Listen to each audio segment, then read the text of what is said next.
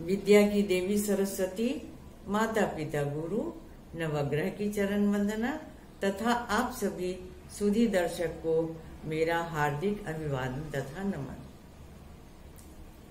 आज कृष्णाष्टमी है, जन्माष्टमी है और कृष्ण का जन्म, उसका उत्सव हम लोग मनाते हैं। कृष्णम वंदे जगत गुरु। कौन से कृष्ण, कैसे जगत गुरु? जो अपने कर्म के कारण जिनको जाना जाता है। त्वमक्षरम परमं वेदितव्यम, त्वमस्य विश्वस्य परम निधानम, त्वमव्यय शाश्वत धर्म गुप्ता, सनातनस्त्वं पुरुषो मतो मे, त्वमादिदेवा पुरुषः पुराणस्त्वमस्य विश्वस्य परम निधानम, वितासि वेद्यं च परम च धामं, त्वया ततं विश्वमनंत रूप, सर्वेन्द्रियाणां प्रवरं विष्णुरंशं च मानसं, तदेव कर्मणां बीजं तदुद्भव नमोस्तुते। अभी तक मैंने आपसे शंकर जी की बात बताई, ज्ञान की बात बताई। आषाढ़ मास में गुरु से आपने शिक्षा ली थी, उसके बाद में मनन किया। श्रावण के मास में शंकर जी से ज्ञान प्राप्त हुआ और अब उस ज्ञान को कृष्ण जी ने कर्म करने के लिए जो बताया, उनकी चर्चा हम करेंगे। क्योंकि जो ज्ञान उपयोग न किया गया हो, वो ज्ञान विष के समान हो जाता है, ऐसा हमारे मनीषियों ने कहा है। जब तक हम ज्ञान को प्रत्यक्ष रूप में लाकर कर्म के रूप में नहीं बदलते, तब तक वो काम किसी भी तरह से सफल नहीं होता। जब तक हम उस ज्ञान को सही तरीके से कर्म में परिवर्तित नहीं करते, तब तक वो ज्ञान कभी भी सफल नहीं होता। मैंने जो आपसे ज्ञान की इतनी बातें बताई, तो उस ज्ञान का संबंध ज्योतिष शास्त्र के अनुसार पंचम भाव से है। पंचम भाव ज्ञान का भाव है, ज्ञान को ग्रहण करने का भाव है, ज्ञान को मनन करने का भाव है, साथ ही ज्ञान को रिटेन करने का भाव है। ज्ञान जब तक रिटेन नहीं होगा, जब तक हमारे मनोमस्तिष्क में सुरक्षित नहीं रहेगा, तब तक हम उसको व्यवहार में नहीं ला सकते। उसी ज्ञान को किस तरीके से हम कर्म में परिवर्तित कर सकते हैं, इसका ज्ञान हमें कृष्ण भगवान ने दिया। शंकर जी ने ज्ञान दिया, कृष्ण भगवान ने हमें उसको उपयोग करने की विधि बताई, जिसका पूरा संबंध हमारे दशम भाव से है।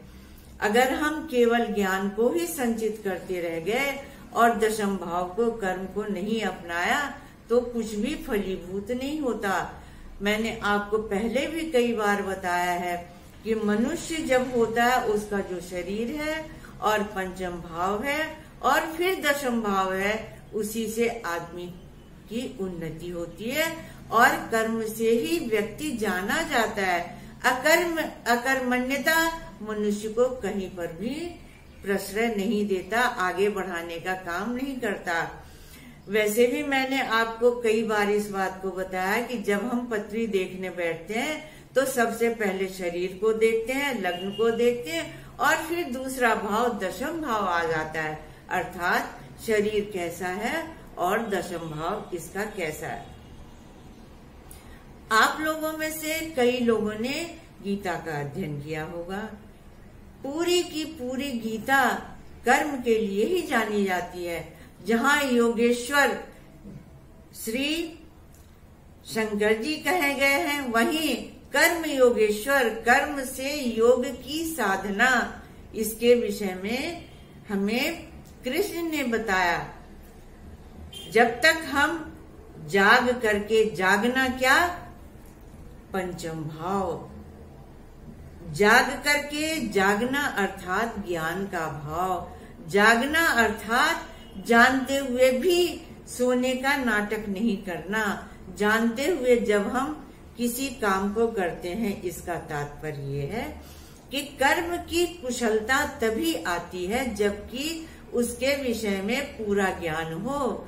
जो लोग विज्ञान के विद्यार्थी हैं उनको मालूम है कि पहले वो थ्योरी पढ़ते हैं और उसके बाद में प्रैक्टिकल करते हैं।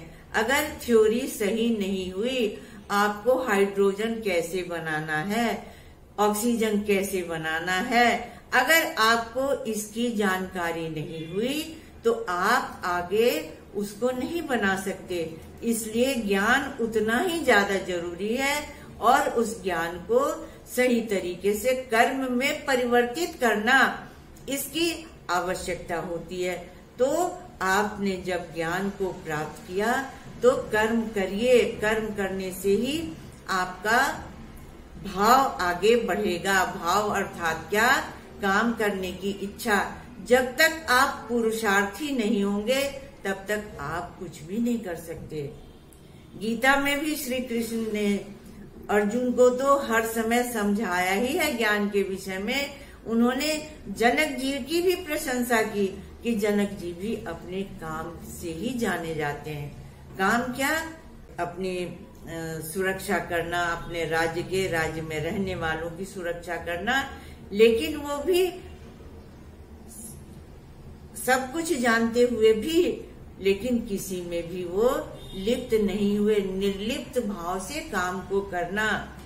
और जहां पर आपने फल की इच्छा कर ली, उन्होंने गीता में कहा, कृष्ण ने, कर्मण्येवाधिकारस्ते मा फलेषु कदाचन, अर्थात आप कर्म करते रहो, फल की इच्छा न करो। तो क्या ऐसा हो सकता है कि जब आप कर्म करेंगे तो उसका फल नहीं होगा? अवश्य ही फल होगा।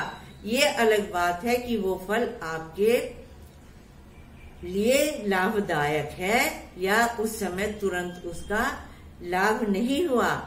अगर आपने काम में लाभ को ही केवल सोचा तो आपके काम करने में, आपके काम की कुशलता में कमी हो जाती है।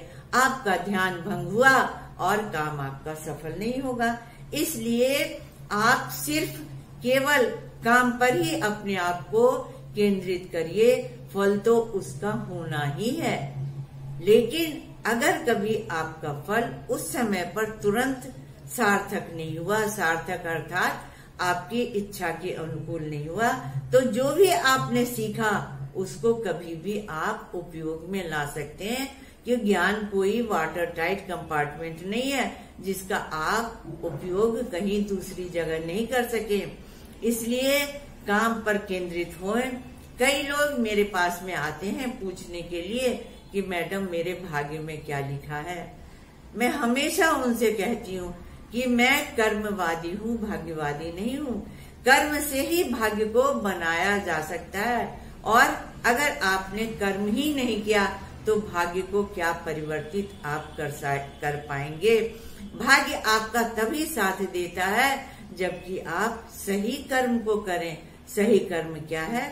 जिससे आपके मन में शांति प्राप्त हो कि आपने इस काम को सही तरीके से किया। इसलिए आप काम की ओर हमेशा ध्यान दें और अपने काम से जाने जाएं।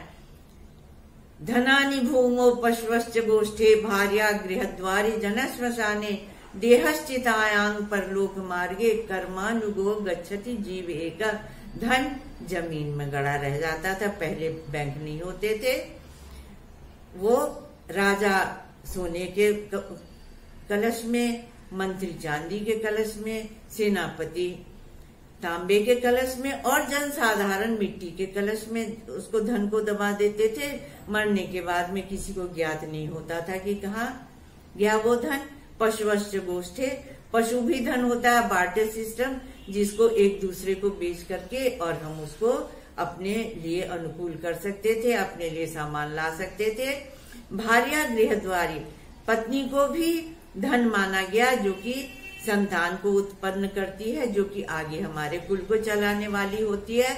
वो भी पति के समापन के बाद में दरवाजे पर ही रह जाती है। हिंदू मान्यता के अनुसार स्त्रियां पहले नहीं जाती थी स्मशान घाट में। और जन श्मशाने, लोग जो है श्मशान तक साथ जाते हैं कुटुंब, देहश्चितायां, ये जो शरीर हमने जिसका इतना पालन पोषण किया वो चिता पर साथ छोड़ देता है। और कर्मानुगो गच्छति जीवेगा, कर्म ही एक ऐसा है जो जीव आपके साथ में गया, अर्थात आपका नाम अक्षुण्ण रहता है। मरने के बाद में भी जो लोग अपने काम से जाने जाते हैं उन्हीं की हमेशा प्रशंसा होती है। सब लोग आते हैं, जाता से ध्रुवो मृत्यु, ये भी उन्होंने गीता में ही कहा कि जो व्यक्ति पैदा हुआ वो मरेगा ही, लेकिन मरने के बाद भी जो कीर्ति जिसकी अमर रह जाती है वही व्यक्ति जाना जाता है। कर्म को करिए, दशम भाव को बलवान करिए और कृष्ण की जो शिक्षा है, कर्म के जो योगी हैं उस शिक्षा से आप लाभ उठाएं। हम आपसे फिर मिलेंगे और नए एपिसोड में। तब तक आप कृष्ण की वंदना करते रहें और आपके लिए जन्माष्टमी बहुत शुभ फल लेकर के आए और अच्छे कर्म को लेकर के आए। तब तक के लिए नमस्कार।